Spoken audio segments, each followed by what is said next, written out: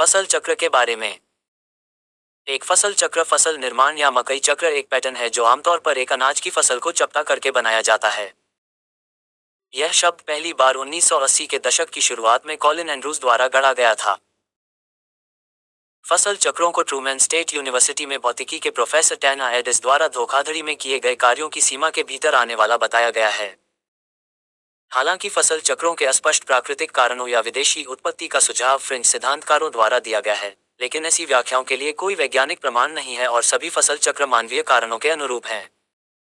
1970 के दशक से फसल चक्रों की रिपोर्टों की संख्या में काफी वृद्धि हुई है। इनका वैज्ञानिक अध्ययन बहुत कम हुआ है। यूनाइटेड किंगडम में वृत्त पूरे परिदृश्य में बेतरतीब ढंग से वितरित नहीं है, बल्कि मध्यम से घनी आबादी वाले क्षेत्रों और स्टोनहेंज या एवेबरी जैसे सांस्कृतिक विरासत स्मारकों की सड़कों के पास दिखाई देते हैं।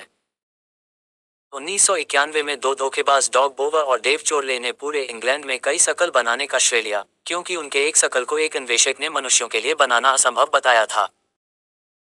संरचनाएं आमतौर पर रात भर में बनाई जाती हैं, हालांकि कुछ के दिन के दौरान दिखाई देने की सूचना है। फसल चक्रों या फसल संरचनाओं के विपरीत, पुरातात्विक अवशेष खेतों में वृत्तों और वर्गों के आकार में फसल के निशान पैदा कर सकते हैं, लेकिन वे रातों रात दिखाई नहीं देते हैं और वे हर साल हमेशा एक ही स्थान पर होते हैं। 2003 में यूके में पाए गए सभी फसल चक्रों में से लगभग आधे एवेबरी स्टोन सर्कल के 15 किलोमीटर 9.3 मील के दायरे में स्थित थे। इतिहास। 1686 में एक अंग्रेजी प्रकृतिवादी रॉबर्ट प्लॉट ने the natural history of Staffordshire में मशरूम के छल्ले या आग परी के छल्ले देखें पर रिपोर्ट दी और आकाश से वायु प्रवाह को एक कारण के रूप में प्रस्तावित किया। 1991 में मौसम विज्ञानी टेरेंस मीडेन ने इस रिपोर्ट को आधुनिक फसल चक्रों के साथ जोड़ा, एक दावा जिसकी तुलना एरिच वॉन डेनिकेन द्वारा किए गए दावे से की गई है। शौकिया वैज्ञानिक जॉन रैंड कैप्रोन द्वारा नेचर के संपादक को 1880 में लिखे एक पत्र में बताया गया है कि कैसे एक खेत में चपटी फसलों के कई घेरे संदिग्ध परिस्थितियों में बन गए थे और संभवतः चक्रवाती हवा की कार्रवाई के कारण दूर से देखने पर गोलाकार धब्बे दिखाई देते थे।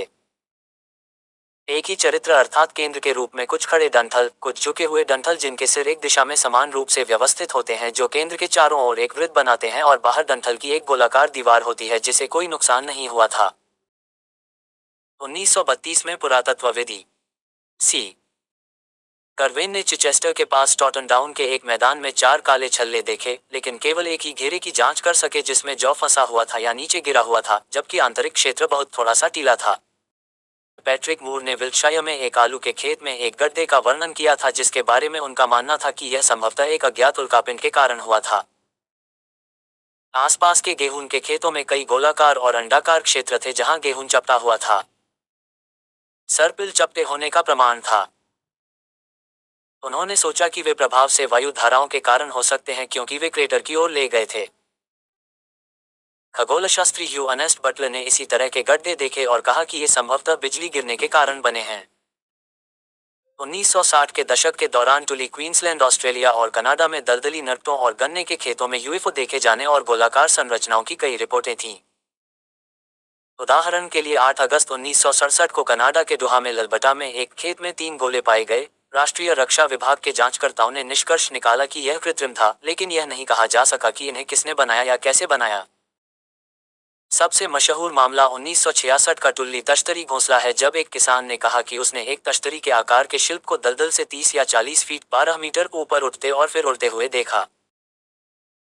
जांच करने पर उन्हें लगभग 32 फीट लंबा और 25 फीट चौड़ा एक गोलाकार क्षेत्र मिला, जहां घास को घेरे के भीतर पानी के स्तर तक दक्षिणावर्त घुमावों में चपटा किया गया था और नरकट को कीचड़ से उखाड़ दिया गया था। रॉयल ऑस्ट्रेलियन एयरफोर्स और क्वींसलैंड विश्वविद्यालय के स्थानीय पुलिस अधिकारी ने निष्कर्ष निकाला कि यह संभवतः downdraft willy dust devil या वाटरस्पाउट जैसे प्राकृतिक कारणों से हुआ था। 1973 में जे रक्षा विभाग वायु कार्यालय के जनसंपर्क विभाग के ओजिस निदेशक ने एक पत्रकार को लिखा कि तश्तरी संभवतः विली द्वारा उठाया गया मलबा था। ब्रिटिश मस्खरे डॉग बोवर और डेव चोरले का कहना है कि उन्होंने 1978 में टुली सॉसर नेस्ट मामले से प्रेरित होकर ब्रिटिश मकई के खेतों में फसल चक्र बनाना शुरू किया था। सृजन। फसल चक्रों पर वैज्ञानिक सहमति यह है कि इनका निर्माण मानव द्वारा नकली विज्ञापन या कला के रूप में किया जाता है। असाधारण के संदेहियों का कहना है कि फसल चक्र की सभी विशेषताएं धोखाधड़ी करने वालों द्वारा बनाए जाने के साथ पूरी तरह से संगत हैं। बोवर और चोर्ले ने 1991 में दक्षिणी इंग्लैंड में पहला फसल चक्र बनाने की बात कबूल की। जब कुछ लोगों ने उन पर विश्वास करने से इनकार कर दिया तो उन्होंने यह दिखाने के लिए जानबूझकर सीधी रेखाएं और वर्ग जोड़ दिए कि उनके प्राकृतिक कारण नहीं हो सकते। नकल के प्रभाव में दुनिया भर के कई देशों में भग्न आकृतियों सहित जटिल वृत्त दिखाई देने लगे। भौतिकविदों ने सुझाव दिया है कि जीपीएस और लेजर की मदद से सबसे जटिल संरचनाएं बनाई जा सकती हैं। 2009 में लगातार 3 रातों के दौरान एक वृत्त का निर्माण किया गया था और जाहिर तौर पर कुछ आधे अधूरे वृत्तों के साथ इसे अधूरा छोड़ दिया गया था।